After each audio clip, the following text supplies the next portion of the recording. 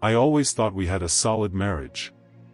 You know, the kind of relationship where you can trust someone implicitly and feel safe in their love.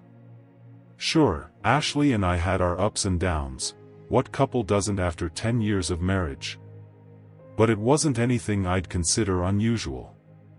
She'd been a bit distant lately, but she chalked it up to work stress and needing some personal space.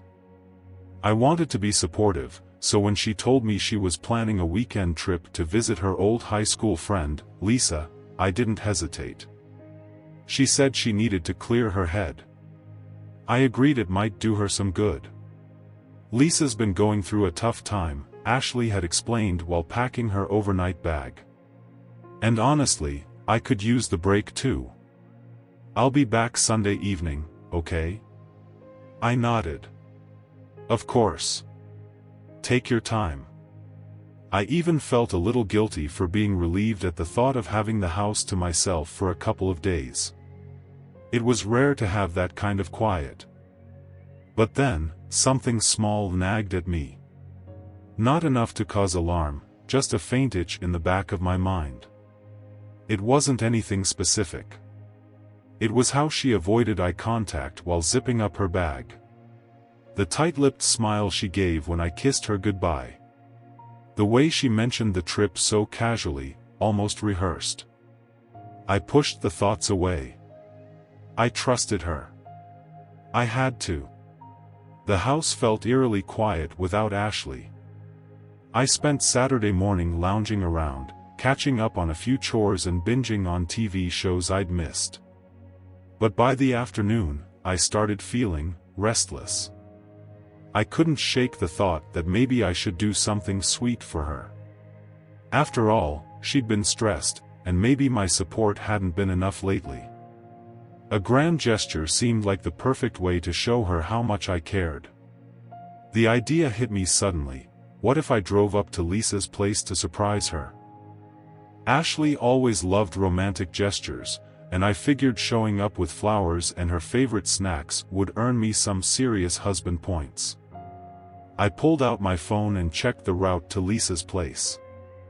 It wasn't far, just a little over an hour's drive. I could be there by dinner, give her the flowers, and maybe even take her and Lisa out for a meal. Ashley would be thrilled. At least, that's what I told myself. I stopped by the florist on my way, choosing a bouquet of yellow lilies and white roses, her favorite. As I drove, I felt a strange mix of excitement and nervousness. What if she was having a deep conversation with Lisa and I interrupted? What if she didn't like the surprise? I told myself it didn't matter. She'd appreciate the effort, and that's what counted. I pulled up to Lisa's street just as the sun began to set. It was a cozy neighborhood, lined with modest, cookie-cutter houses. I found Lisa's address, grabbed the flowers, and walked up to the door. I knocked, grinning like an idiot as I imagined Ashley's surprised face. The door opened, but it wasn't Ashley. It wasn't Lisa either. An older woman stood there, her face curious but cautious. "Can I help you?" she asked. I glanced at the house number, then back at her. Sorry, this is Lisa Anderson's house, right?" The woman furrowed her brow. "Anderson? Oh, honey, Lisa moved out years ago. I've been living here since 2018. My stomach dropped. "Are you sure? Lisa Anderson? She's a friend of my wife's. Ashley said she was staying here this weekend." The woman shook her head. "I'm sorry, but I don't know a Lisa Anderson. I think you've got the wrong house." I stood there, the flowers in my hand feeling heavier than they should have. The woman's words echoed in my head, "Lisa moved out years ago." "Thanks," I muttered, forcing a polite smile as I backed away. My mind raced. There had to be a reasonable explanation. Maybe Ashley got the address wrong. Maybe Lisa rented out the house but didn't tell Ashley. Maybe, no.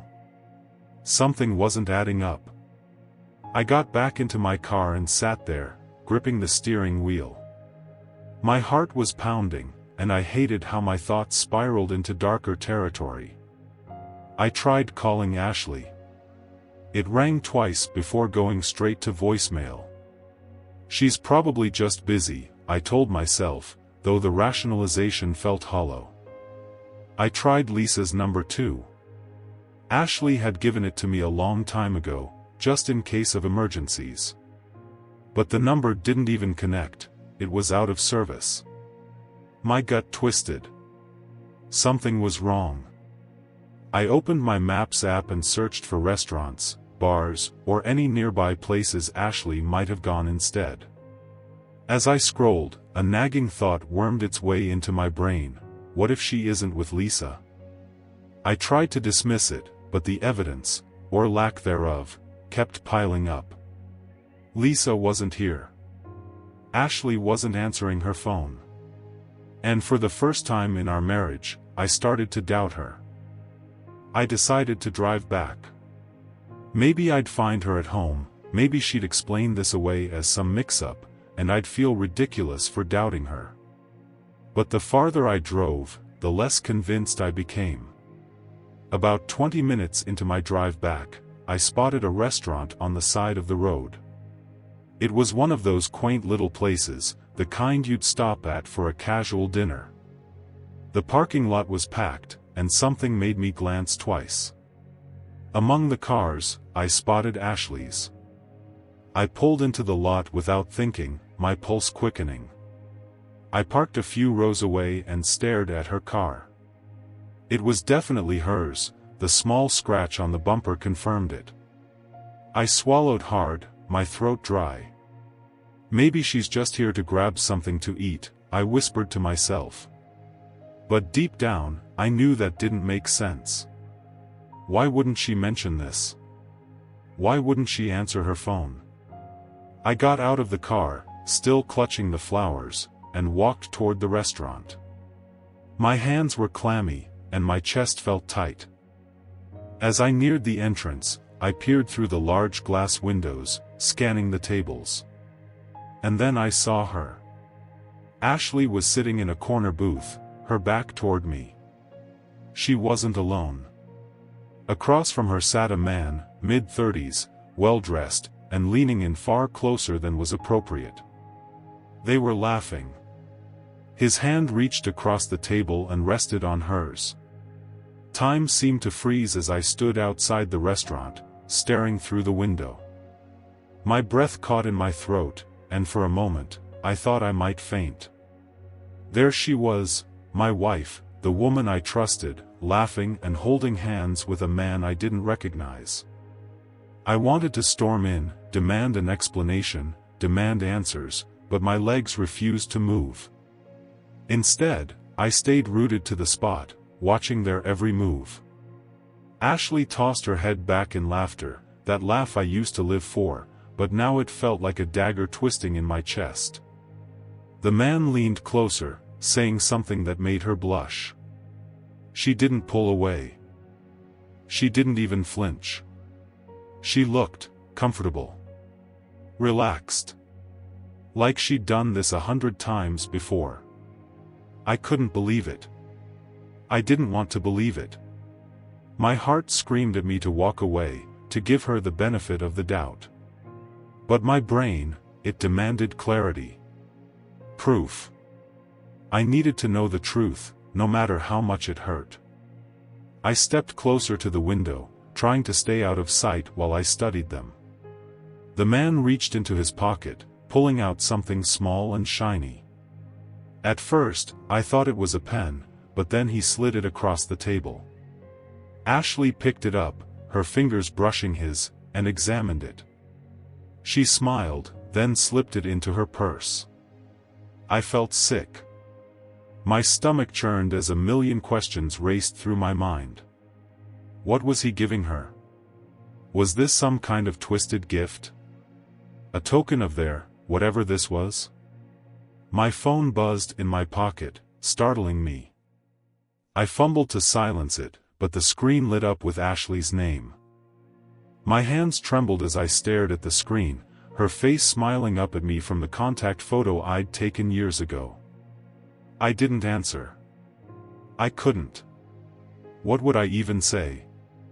I glanced back through the window, and now she was checking her phone. Her smile faltered, and she said something to the man, who nodded. She stood up, scanning the room as if she was looking for someone. My heart raced. Did she see me? Was she going to lie her way out of this? Before I could decide what to do, she grabbed her purse, kissed the man on the cheek, and started toward the exit.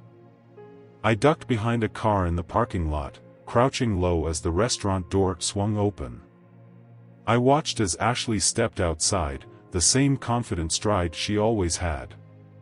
She walked to her car, got in, and drove off, leaving the man behind. For a second, I felt relief. Maybe it wasn't as bad as it looked. Maybe it was a misunderstanding. But then I looked back through the restaurant window, and the man was still sitting there. Alone. He pulled out his phone, his fingers flying over the screen. And then, my phone buzzed again. I stared at my phone, my hands trembling as the screen lit up again with Ashley's name. My mind screamed at me to answer, to confront her, to demand the truth, but I couldn't. Not yet. Instead, I let it go to voicemail and watched as the man inside the restaurant leaned back in his seat, scrolling through his phone like nothing had happened. My head was spinning. My heart was pounding so loudly I could hear it in my ears. I needed clarity, but I didn't trust myself to get it by just asking Ashley. No, she'd lie, she already had. She'd told me she was staying with Lisa, and now I knew Lisa wasn't even in the picture. I made a split-second decision. If she wasn't going to tell me the truth, I was going to find it myself. I hurried back to my car, making sure to keep my distance from the restaurant's windows. I sat in the driver's seat, staring at my phone. I opened our shared location app, a feature we'd both agreed to use years ago, just in case of emergencies. Ashley's location was moving. She was heading toward the highway, probably back home. My jaw clenched as I watched the little dot blink on the screen. I debated following her, but something told me I needed to stay here, to see what the man did next. I waited, my eyes fixed on the restaurant entrance. About 10 minutes later, he walked out, looking completely at ease. He wasn't rushing, wasn't looking around nervously. He strolled to his car, a sleek black sedan, and got in. He didn't drive off immediately, though. Instead, he sat there for a few minutes, tapping away on his phone. Another buzz from mine. This time, it was a text from Ashley. Ashley, hey babe, just checking in. Lisa and I had a great time catching up. Heading back soon. Love you, my blood boiled. The audacity of it. I wanted to throw my phone, to scream, to confront her through the text, but I didn't. Instead, I took a deep breath and snapped a photo of her text. If she was lying to my face, I needed to gather everything. The man finally started his car, and I made another split-second decision. I followed him. He pulled out of the parking lot, and I stayed a few cars behind, careful not to draw attention. We drove for about 15 minutes until he turned into a residential neighborhood.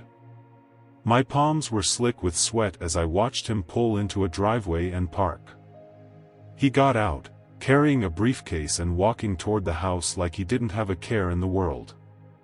I stayed parked a few houses down, my engine idling as I debated what to do next. Should I confront him?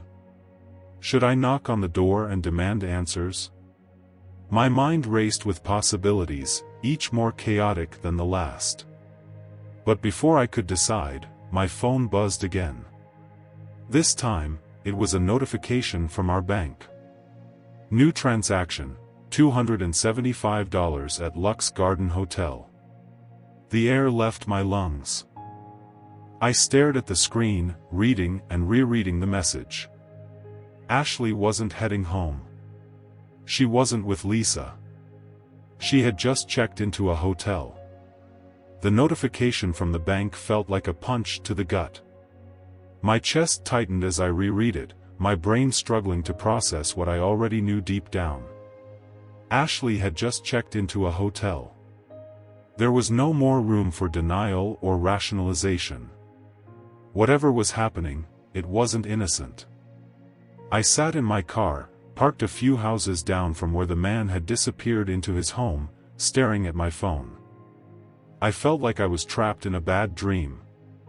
Every fiber of my being screamed at me to do something, anything, but I was frozen. The betrayal was no longer just a suspicion, it was staring me in the face, undeniable. I opened the location app again, confirming her position. Sure enough, the blinking dot had stopped at the Lux Garden Hotel. My hands shook as I imagined her there, waiting for him, or worse, already with him. I didn't want to believe it. I didn't want to picture it. But the pieces were falling into place with horrifying clarity. She had lied about Lisa, lied about where she was going, and now she was at a hotel. It wasn't a coincidence. I threw the car into gear and peeled away from the quiet suburban street. I didn't know exactly what I was going to do when I got to the hotel, but I knew I couldn't stay idle. If she was going to lie to my face, if she was going to disrespect me in our marriage like this, I needed to confront her head-on. It took me less than 20 minutes to reach the Lux Garden Hotel, but it felt like hours. My mind was racing, replaying every moment from the past few months, every interaction with Ashley. The way she'd been distant. The random excuses. The sudden need for a girls' weekend. How had I been so blind? I parked in the lot, trying to steady my breathing as I stared at the sleek, modern building in front of me.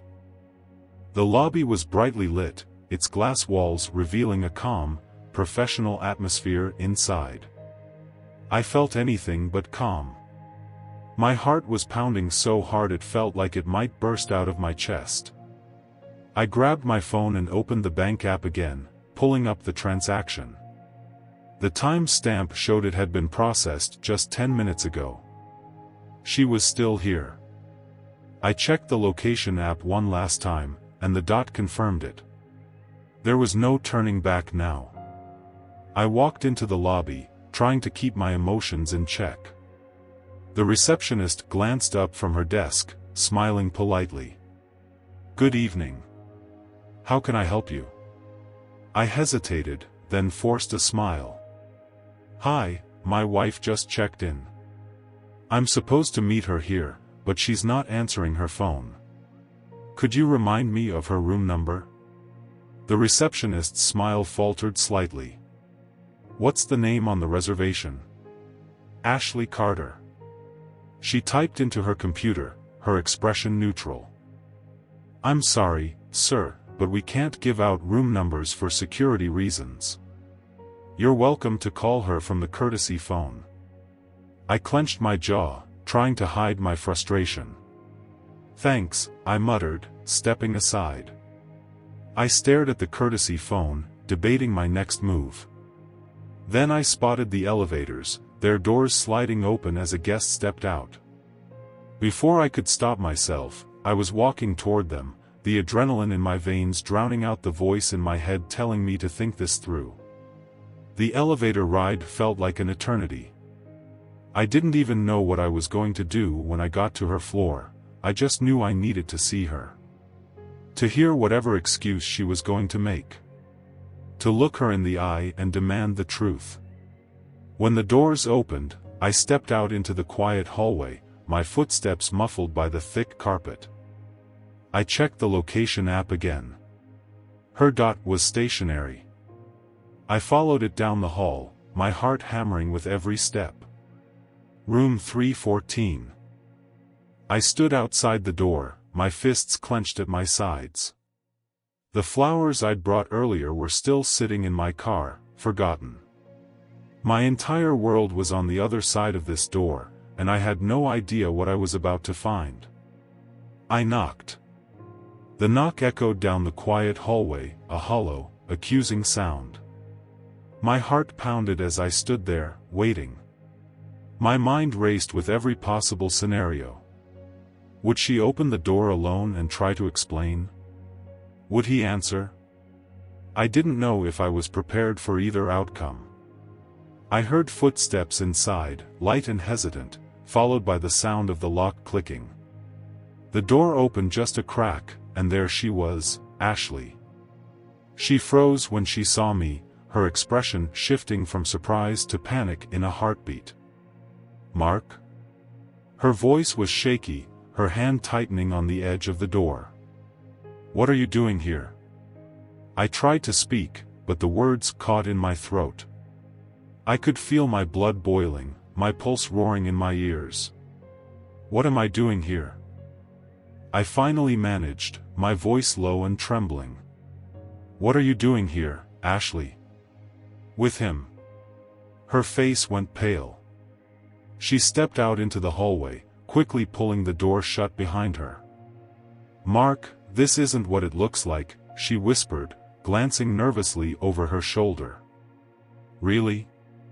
I shot back, my voice rising despite myself. "Because it sure looks like you've been lying to me all weekend.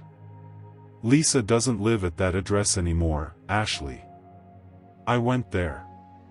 And now I find you at a hotel? After dinner with some guy?" My voice cracked with emotion, and I could feel tears threatening to well up. "How long has this been going on?" She flinched, her eyes darting everywhere but at me. "It's not. It's complicated, okay? I can explain." "Then explain," I demanded. "Because right now, all I see is my wife sneaking off to a hotel with another man." The door behind her opened slightly, and a man's voice called out. "Ashley? Is everything okay?" My heart sank. I recognized his voice immediately, the man from the restaurant. She turned, her face a mixture of fear and guilt, as he stepped into the hallway. He was tall, confident, and completely unapologetic as he looked at me. I clenched my fists, trying to keep my composure. "Who the hell are you?" I asked, my voice shaking with anger. He shrugged, his tone casual, almost smug. "I'm Eric. And, well, I guess you could say I'm a friend of Ashley's." "A friend?" I laughed bitterly. "Do all of her friends meet her at hotels and hold her hand over dinner?" "Mark, please," Ashley pleaded, stepping between us. "This isn't how I wanted you to find out." "Find out?" I repeated, my voice breaking. "So it's true, then. You've been cheating on me." Ashley's face crumpled, and for a moment, I thought she might cry. But then she straightened, her expression hardening. "Mark, it's not that simple. You've been so distant lately. Always working. Always too busy to notice what's going on with me." I stared at her in disbelief. "So this is my fault now? You lied to me, Ashley. You cheated. Don't you dare try to make this about me." Eric cleared his throat, clearly enjoying the spectacle. "Look, man, maybe you should leave. This is between me and Ashley." That was it. The final straw. I took a step forward, my anger surging, but Ashley grabbed my arm. "Mark, don't," she begged. "Please. Let's just talk about this. Alone." I shook her off, my voice cold and firm. "There's nothing left to talk about. I trusted you, Ashley. And you destroyed it." I turned and walked away, ignoring her desperate calls behind me. My vision blurred with tears, but I didn't stop. I couldn't. My world had just shattered, and there was no piecing it back together. I don't remember much about the drive home. The streets blurred together, the city lights smearing across my windshield like a bad dream. My knuckles were white against the steering wheel, my mind racing with every word Ashley had said, every moment I had seen in that hotel hallway. She didn't even deny it. She tried to blame me. Blame me, for working long hours, for trusting her, for not noticing what was happening. The audacity of it made my stomach turn. When I pulled into our driveway, the house looked different. It didn't feel like home anymore. It felt hollow, a facade for a life that no longer existed. I sat in the car for a long time, staring at the front door, trying to summon the courage to go inside. Everything inside those walls was a reminder of what I thought we had, and now it all felt like a lie. When I finally went in, the silence was deafening. The house was cold, empty, and unfamiliar. I dropped my keys on the counter and slumped onto the couch, burying my face in my hands. The events of the night replayed in my head like a bad movie, each memory more painful than the last. I didn't cry. I wanted to, but the tears wouldn't come. Instead, I just sat there, numb, as the weight of everything pressed down on me. The woman I had loved, the woman I had built my life with, had betrayed me. And now, I didn't even know who I was without her. As the hours dragged on, my mind wandered back to the beginning.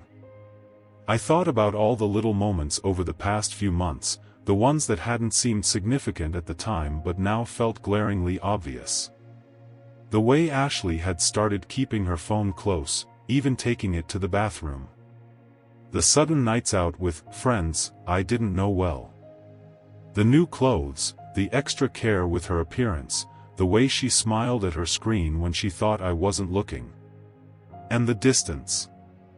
The way she'd pull away when I tried to kiss her, the excuses she'd make when I wanted to spend time together. I had blamed it on stress, on life, on anything but what it really was. I had convinced myself that our love was strong enough to weather anything. But I was wrong. I couldn't sit there forever. The weight of the betrayal crushed me, but I knew I had to act. I had to take control of the situation before it consumed me. I grabbed my phone and opened the texts from Ashley. Her last message, heading back soon. "Love you," mocked me with its lies. I replied, my fingers trembling, "Don't bother coming home tonight. We'll talk tomorrow when I've had time to think." I hit send and threw my phone onto the coffee table. The thought of facing her, of listening to her try to justify what she'd done, made my stomach churn. But I needed answers. I needed to know why. Why she did it. Why she lied.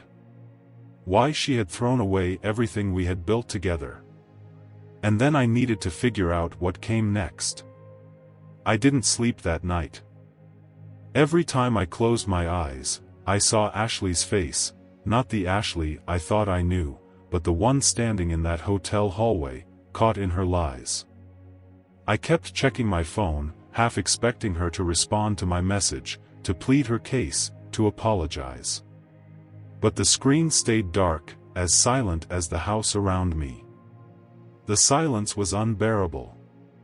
I couldn't sit still, couldn't stop replaying everything over and over in my mind. I paced the living room, the echoes of my footsteps the only sound. My wedding ring felt heavy on my finger, a cruel reminder of vows that had been broken. Around 3 a.m., the exhaustion hit me like a tidal wave. I sank onto the couch and stared at the ceiling, my body too tired to move but my mind still racing. How could this have happened? What did this mean for us? For me? The morning sunlight filtered through the curtains, harsh and uninviting. My body ached from the tension, my head pounding from the restless night. I checked my phone again, still nothing from Ashley. The realization stung, but it also solidified something inside me. I couldn't keep waiting for her to make this right. She had made her choice, and now I had to make mine. I started making a list of what needed to be done. Practical things. Logistical things. Bank accounts, shared bills, legal documents. The kind of things you never think about until you're forced to face them. It felt mechanical, but it gave me a sense of control, something I desperately needed. Around 10 a.m., Ashley's car pulled into the driveway. My stomach tightened as I heard the sound of her key in the lock. The door opened, and there she was, looking tired but otherwise composed. She had the nerve to look surprised when she saw me sitting on the couch, as if she expected me to be gone. "Mark," she started, her voice soft, almost cautious. "Can we talk?" I stood, crossing my arms over my chest. "Talk," I said flatly. My tone surprised even me, cold, detached. I wasn't angry anymore. I was something worse. Empty.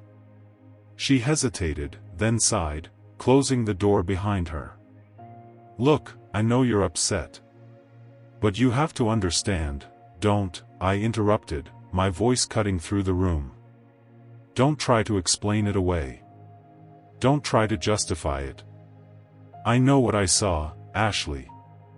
Her eyes darted to the floor, and for a moment, I thought I saw guilt flash across her face. But when she looked back at me, there was something else, defiance. "Mark, I wasn't happy," she said, her voice trembling. "You've been so distant, so consumed with work. I felt alone." I laughed bitterly. "So instead of talking to me, instead of working through it like adults, you decided to sneak around with some guy? You decided to lie to my face?" "It wasn't like that," she snapped, her tone defensive now. "Eric, he listened to me. He made me feel seen." I stared at her, disbelief washing over me. "Do you even hear yourself? Do you realize what you've done?" She didn't respond. She just stood there, arms wrapped around herself, looking small and unsure. For a brief moment, I felt a pang of the love I used to feel for her, the part of me that wanted to hold her and tell her everything would be okay. But that part was quickly smothered by the overwhelming weight of her betrayal.